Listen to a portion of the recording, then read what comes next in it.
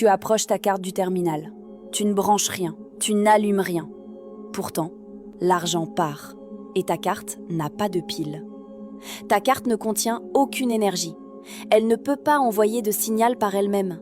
Elle a besoin qu'on la réveille de l'extérieur. Le terminal émet un champ magnétique constant. Et quand la carte entre dans ce champ, quelque chose se déclenche à l'intérieur. Une antenne minuscule gravée dans la carte capte ce champ et transforme les ondes en électricité, juste assez pour un paiement. Cette électricité réveille une puce de la taille d'un grain de sable, qui contient ton numéro de carte et rien d'autre.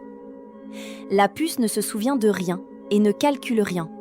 Elle ne fait qu'une chose, envoyer ton numéro quand on lui donne de l'énergie.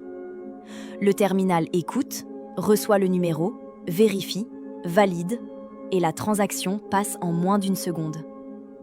Pas de batterie, pas de connexion, juste un champ magnétique et une puce qui dort et ne se réveille que quand on la touche avec de l'énergie.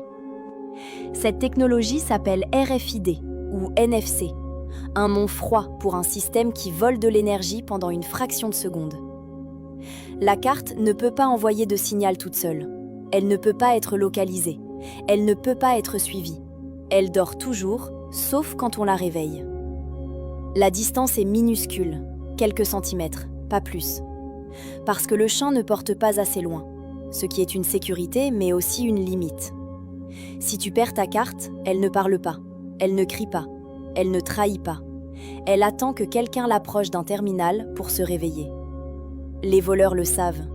Ils approchent des terminaux portables de ta poche. Ils réveillent ta carte sans que tu le sentes et l'argent part. La solution est une pochette en métal, une cage de Faraday.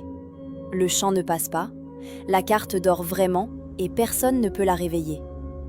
Quand tu payes sans contact, souviens-toi, ta carte n'a pas de batterie. Elle vole l'électricité du terminal, juste le temps de dire « c'est moi ».